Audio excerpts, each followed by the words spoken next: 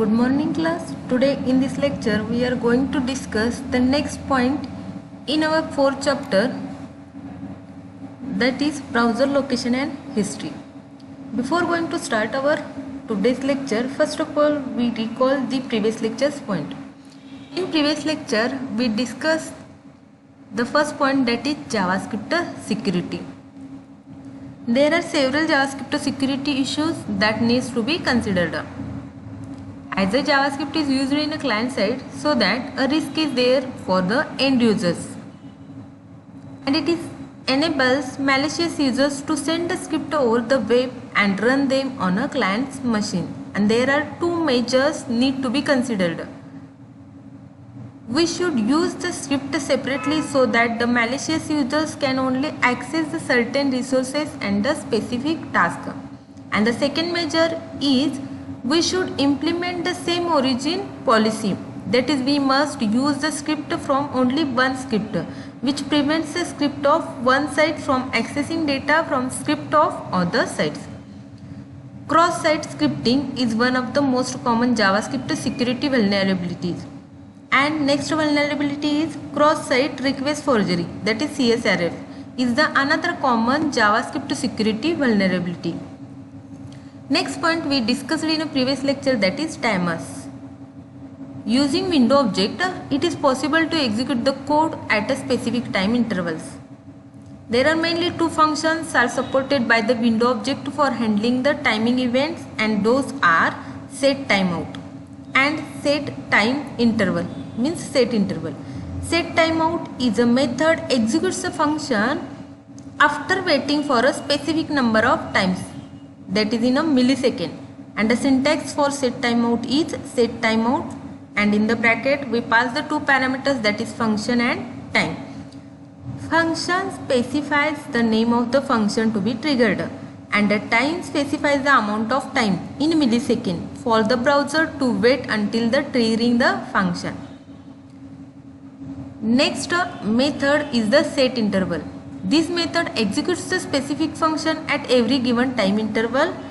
Syntax is set interval, and in that we pass the two parameters, that is function and time.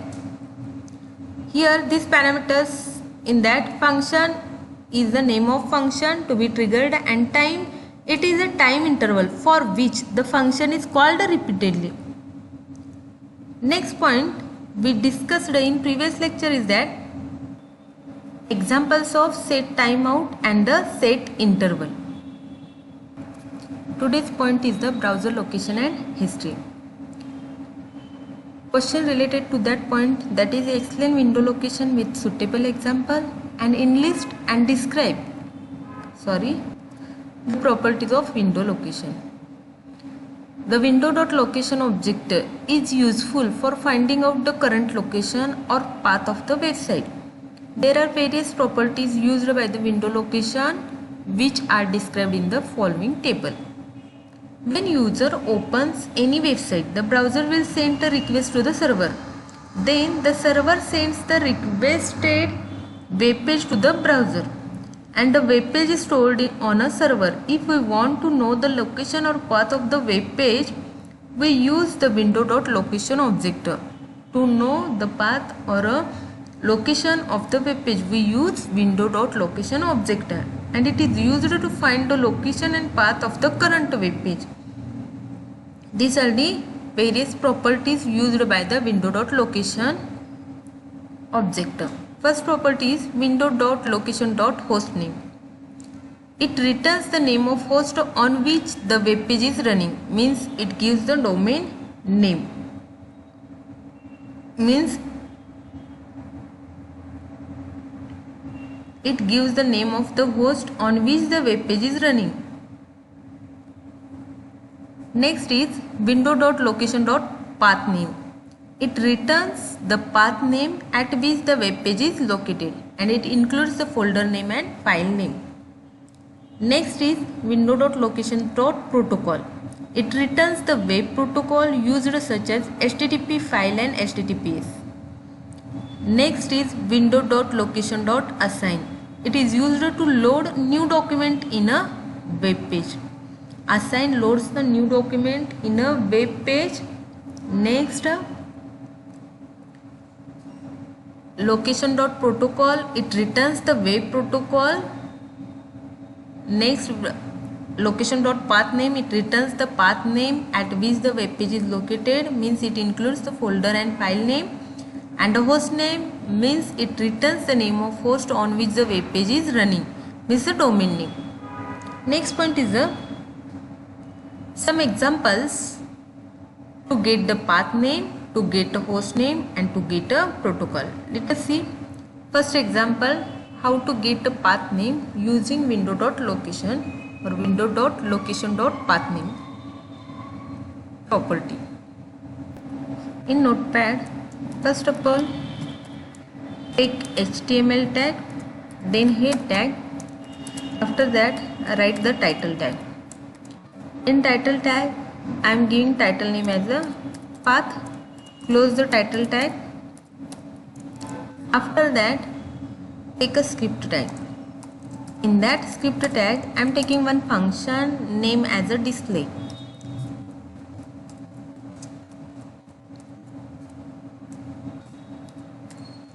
In that display function, I am displaying one sentence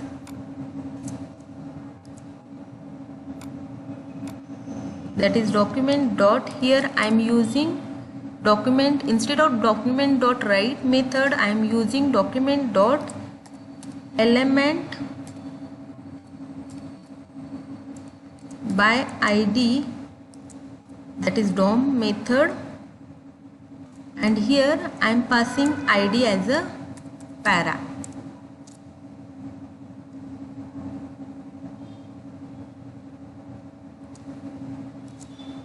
After that, here I am using inner HTML method. This is also DOM method, is equal to here web page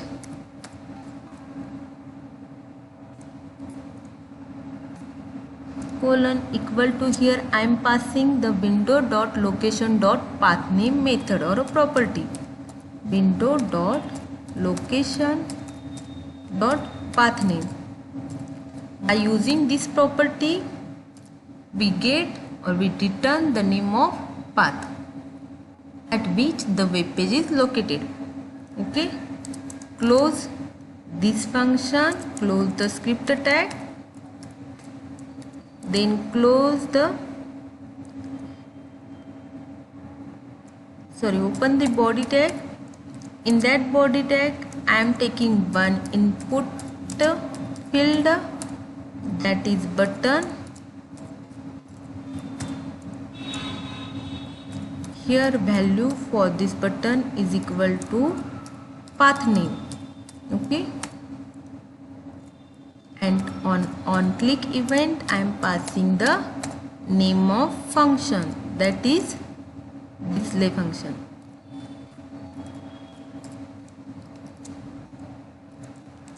Close this input type. Here I am passing the id, means assigning the id, name of id is equal to para. Close this p. Close the body tag and close the HTML tag. Save this file with HTML extension. Here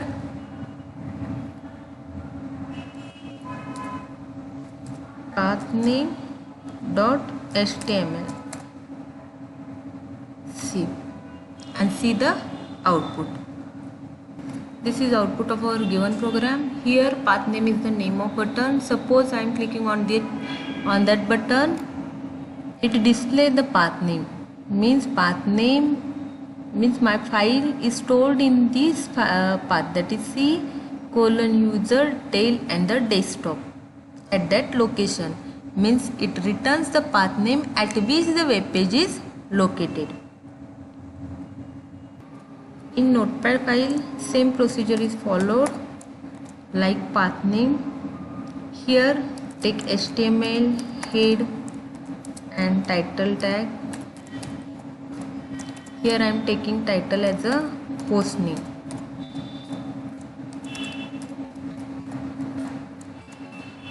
Okay, here after that close the head tag.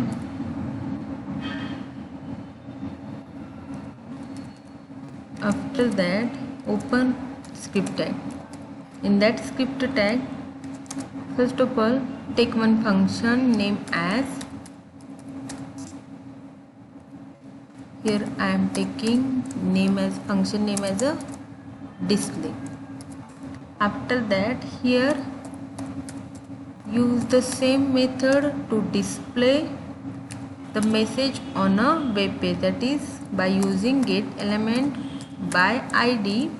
I am displaying the message on a web page. Here again I am taking the parameter as a id, that is para, and here inner HTML is the DOM method, here equal to, here only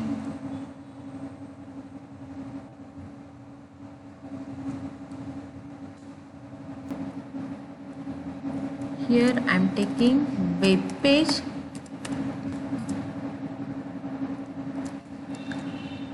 and I am taking the property that is window.location.hostname.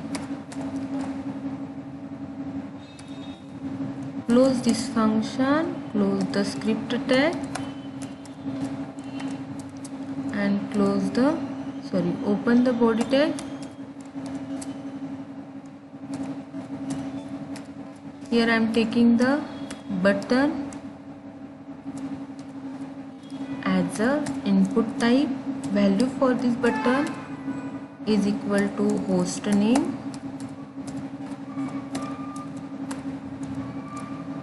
and in on click event I am passing the function that is display, the function name. Okay, after that here I am assigning the id name as a para and close this p, close the body tag and close the HTML tag. Save this file.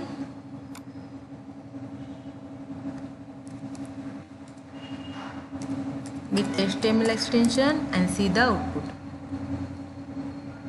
This is output of our given program. Suppose I am clicking on a hostname button, it display. Here in this page only web page colon is displayed on this page. Suppose this program is run on a local host. At that time the host of the web page is displayed as a local host. Okay, this program we run on a browser so that only web page is displayed. But suppose you run this program on a local host, it display the host name as a local host. Next program, to write a JavaScript code to get the protocol. In this, first of all write the HTML, then head tag, after that take a title tag. Here I am taking the title as a protocol, close this title tag, after that close this head tag. After that open the scripter and in a scripter take one function. Here again I am taking function name as a display. In that function I am taking document.get element by id DOM method and here I am passing para as a id.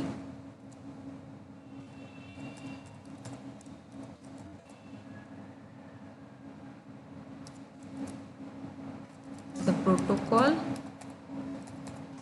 name is equal to, here I am passing the property that is plus window dot location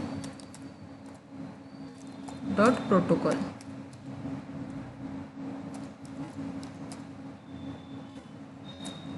Okay.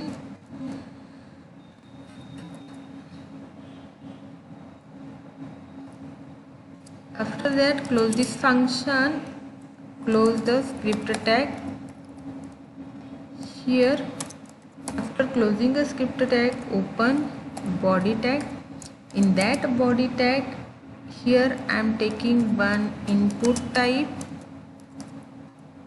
as a button, and in that I am passing the value for this is equal to get protocol,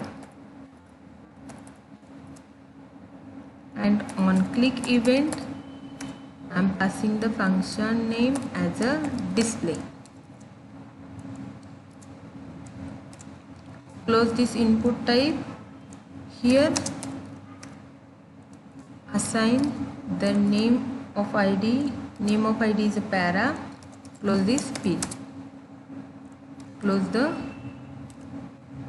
body tag. After that, close the HTML tag. Save this file.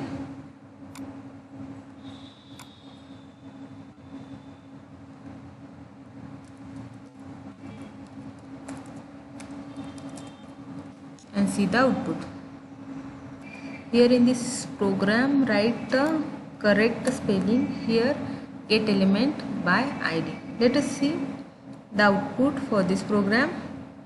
This is the output of our program. Suppose I am clicking on a get the protocol button. It displays the web page, means the protocol as a file, that is FTP. Means it returns the web protocol used such as HTTP and a file or a HTTPS. Next point is the history. The window.history object is used for displaying the browser's history, and there are mainly two methods of window.history. The window.history object contains the record of URLs visited by the user within a browser window. The history object is a part of window object so that it is accessed by the window.history. Property. Length is a property of a history object. It is used to return the number of URLs in the list of history. Next is the methods. Window.history.back is the method, means this method loads the previous URLs in the history list. It is like clicking back button on a browser's window. Next is window.history.forward. This method loads the next URL in the history list, and it is like forward button on a browser window. Let us take one example to get a history list. In notepad file, first of all take HTML, after that take a head tag, after that take the title tag. Here I am taking title as a history name. Close this title. After that take a script tag. In that script tag take one function, that is history back. Name of function is history back. Close, open this function, and here write property, that is window.history.back. For back, here I am taking window.history.back method, means it is used to load the previous URLs in the history list. Same for the forward. Here you can use function name. I am taking another function name as forward function, means here I am taking a history forward as a name of function. In this function I am taking window.history.forward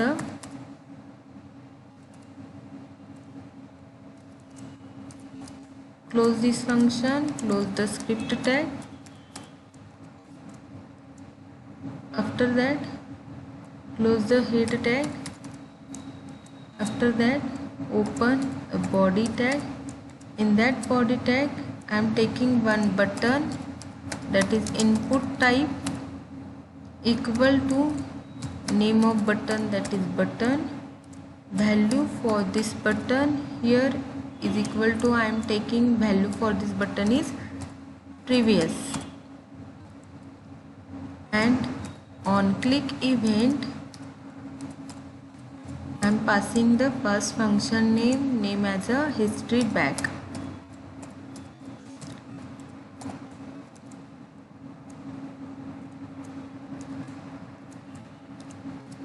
After that, I am taking another button,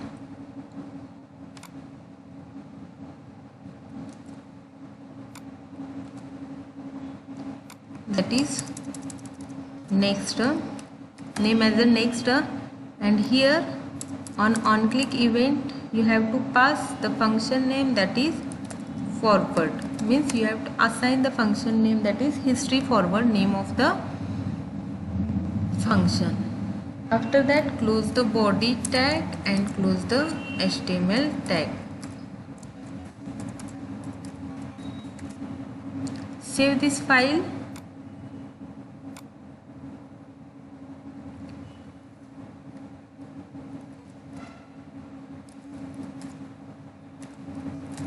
And see the output.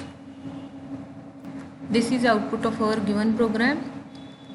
These two buttons are created, that is previous and next. Suppose you click on to the previous button, in the history list, in a history list, it loads the previous URL in the history list. And suppose you click on to the next button, it display or loads the next URL in the history list. This example will not work if the previous page does not exist in the history list. This is all about our today's lecture's point. In history object, there is also one method, that is go method. This method is used to load a specific URL from the history list.